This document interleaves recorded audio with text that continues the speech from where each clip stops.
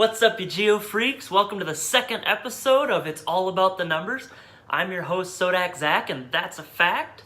I'm a geocacher from South Dakota, but you can call me Zach. Follow all of my accounts on social media at SoDakZak. I'm also on geocaching.com, so add me as a friend. I would like you to hit that subscribe button. YouTube came out with something where in order to monetize or be a YouTube partner, you have to have 1,000 subscribers and also 4,000 minutes of view time. The view time I don't have a problem with, but the subscribers I'm gonna be trying to boost up as much as possible. Do you sprint for your caches? Do you find fizzies fun? Do you journey just for Jasmers? Wow, it's tonight's episode. Or do you do the first to find run? Well, if you sacrifice sleep or safety to save your streak, like last week's episode, then it's all about the numbers. This show is just for you. This is a not so frequent, not so infrequent series that I want to bring to you whenever I get the chance.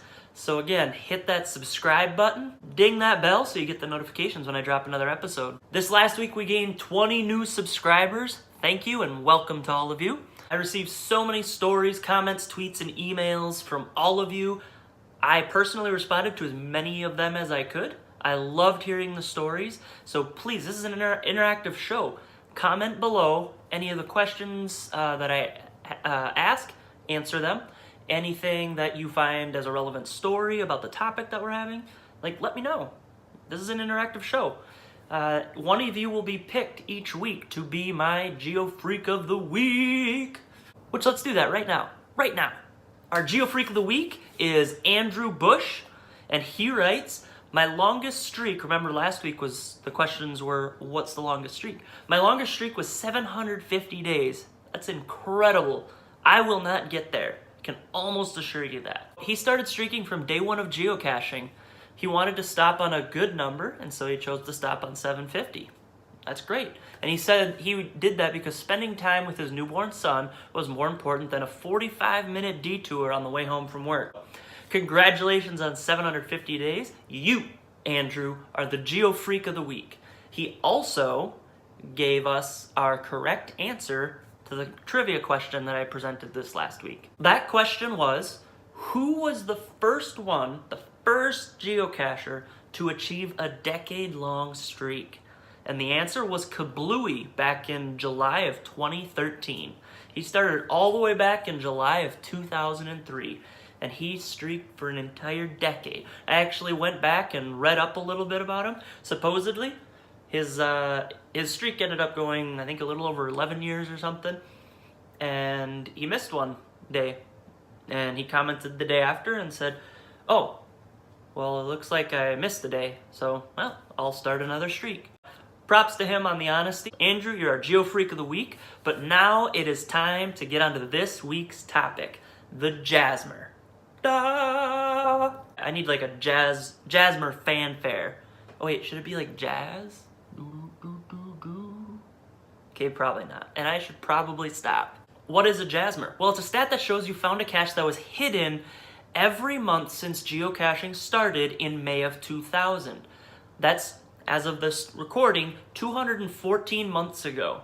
So to complete it, you need to find a cache that was hidden every single month since geocaching began, and it had to have been hidden that month. Nowadays, there's thousands actually hidden every month now, so the more recent months are fairly easy, but you start getting back into the 2000s, 2001s, 2002s, they start getting spread out. In the 2000s, so May through December of 2000, there are actually only 114 active caches, with I believe the month that has the least number is August, and there's only 4 possible caches to get.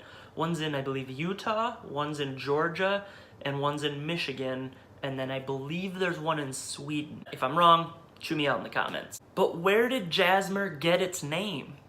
Well, Jasmer B hid the first challenge in Northern California. The GC code is GC1GBC1, and encouraged others to hide them in their own state, and voila!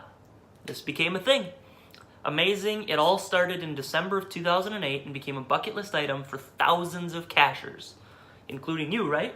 My personal story of the Jasmer was when I found the oldest geocache, which is Mingo GC30. I found it and I stole it. Okay, I didn't actually steal it, but I'm gonna link the video in the description if you want to watch the entire thing.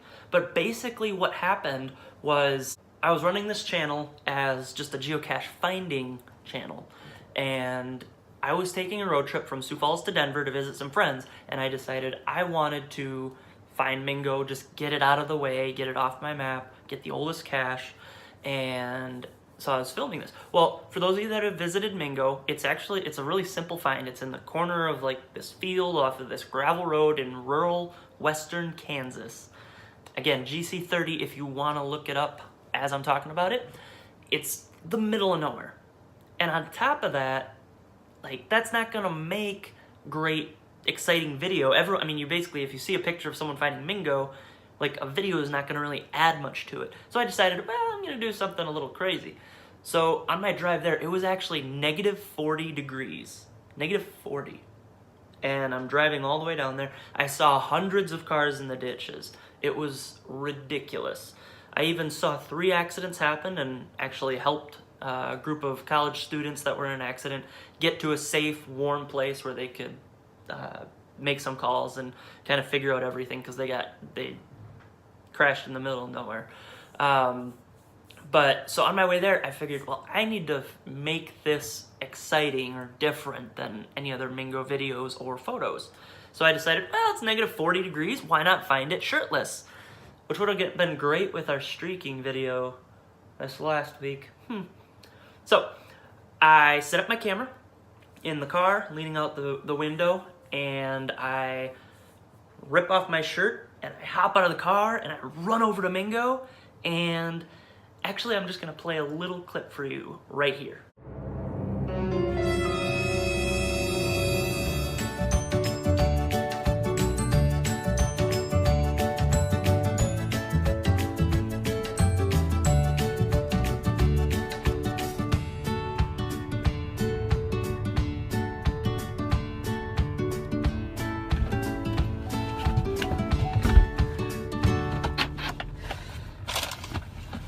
That's right, my car started rolling away.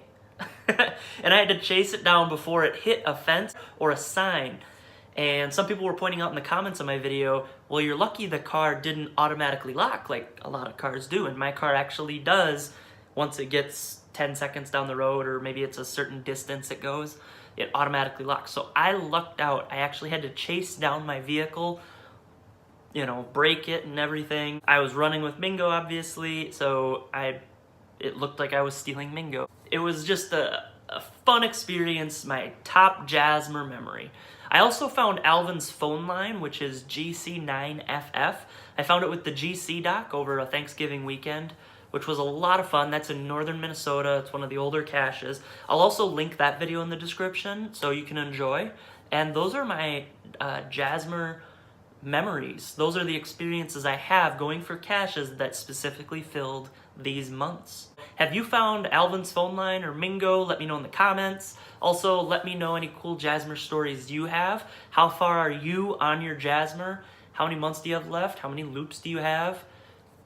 Whatever it may be. If you don't know, if you have other questions, ask them. I'd love to answer these questions. Anyway, that's my personal story. Hope you enjoyed. Now it's time for some numbers. So it's hard to find the number of people that have done this, but there are, I know of at least 4 or 5 people that have found 4 Jasmer loops. They've actually gotten all of those caches in August that I talked about, which includes going overseas to Sweden, or if they're overseas, coming over here and finding 3 of them spread out across the US. It's really impressive. I think that is one of the coolest numbers there are. So for me, I have 4 months left, and they're all in 2000. The closest one to any destination I'm gonna go is probably in northern Michigan. My girlfriend's got some family in middle Michigan, so sometime when we're going out there, I'll probably just zip up and get it. And I believe that's one of the August of 2000s. So that would be a great one to get. Otherwise, the other ones will either be specific trips or just ones I happen to be near. to get. I want to give you a few tips when you're looking for Jasmers. So first off, go to projectgc.com, link in the description. If you don't know what that is, it's a great geocaching resources for stats. It's actually where a lot of the stats for the show are going to be coming from. So there's tons of leaderboards that you can toy around with, whether it's in your country, in your state, in your county. Just a lot of different ways you can fiddle around with them, and they're really cool, and you see some really impressive things. First, look up your profile stats and the Jasmer calendar that they have on Project GC. Second, find which months you need. Third, I would recommend making a bookmark list of all the possible caches you can find on the months that you need to fill in. I also, for sort of a fourth subpoint, to be a pro, do also like your next loop. So I'm doing my first loop. I also have a separate bookmark list for my second loop, so I know whenever I'm near just an old cache that would help me with maybe my second Jasmer loop, as I'm still working through the last few on this first one. So that's sort of a pro tip. Fifth, focused on the ones nearest you. I'm to the point where I have 4 months left in 2000. The nearest ones, like I said, in Michigan. It's kind of ridiculously far away, but there were so many I was able to get the last 2.5 years that I've been caching that are just within like a 3-4 state radius. And whenever I travel, I make sure to focus on Jasmer dates and always look up, is there one nearby? Sixth, start planning your trips or potential times that you can get those few. So like I'm gonna have to specifically plan a trip to get almost all 4 of these. It'll take 4 separate trips. So it's like, well, this weekend I'm gonna take this trip. This weekend I'm gonna take a road trip here. Or I'm already doing this trip, like I'm going to Yosemite this summer. There might be some on the trip out there or nearby that I can stop and get. Lastly, execute these plans. You make all these plans, you make these lists, like commit to them. Like if this is a bucket list item, value it, like prioritize it, make some of these trips around it. Like go for it, just do it. And that's it for our show. It's not too terribly long, in depth. It's just a really huge challenge, fairly simple. A lot of people are chasing it, and some very, very impressive people have pulled off the quad Jasmer, the 4-time champion Jasmer hunter. So I have one trivia question. Almost forgot about the trivia question. So, geocaching trivia of the week for you geofreaks is, who was the first geocacher? The first. Give me their geocaching name that found 4 Jasmer loops. I've actually met them in person. They probably don't remember me, but I remember them. I believe I met them at Moga. It's time for my SoDakZak challenge for the week. Challenge of the week. All right. Find a cache that was hidden before 2006. That shouldn't be too hard. I looked it up. There's a lot of them in around 2005 or before. So if you live in a metro area, it should be fairly easy, but that's my challenge to you. Let me know if you make it. Let me know if you find it. Give me the GC code. I want to look it up. I'll add it to my list. But find a geocache hidden before 2006. You've heard the phrase old money. Well, we don't have that. Like, none of us have old money necessarily. Maybe a few of you do. If you do, I'll link you to my Patreon account. But no. If you have old money, great, but most of us don't. So, but we do have old cash. Okay. Now, puns are going to be a staple on this show, so get used to it. Almost forgot. It's time for Trackable time. All right, so this week I have my Cashly Trackable. Fits my shirt. So this is a geocoin, and I'm going to give you the trackable code right now. GSFFZ6. This is my Cashly geocoin, and Cashly is the foremost geocaching app on iOS. Even though I'm wearing this and I have this coin, I'm not getting paid by Cashly. I just really love the app. It's pretty much all I use. I use the geocaching app for messaging, but if you're on an Apple device, check out Cashly. It is amazing. The amount of stuff you can do, the amount of filtering, the amount of maps. There's like 30 different maps you can choose from. Topography, like I said, like the elevation of the, different things, which really helps with earth caches. You can check out all sorts of things with Cachely. You can filter, you can check out other people's profiles, you can look at their bookmark lists and just import them into your own. Someone might have a Jasmer list already public, and then you can just pull on, put it there, and it has the oldest caches, and then you, boom, you got your own query filled with the caches you're looking for. Cachely is great. Nick is awesome. He's very responsive, so if you have any questions, just email him.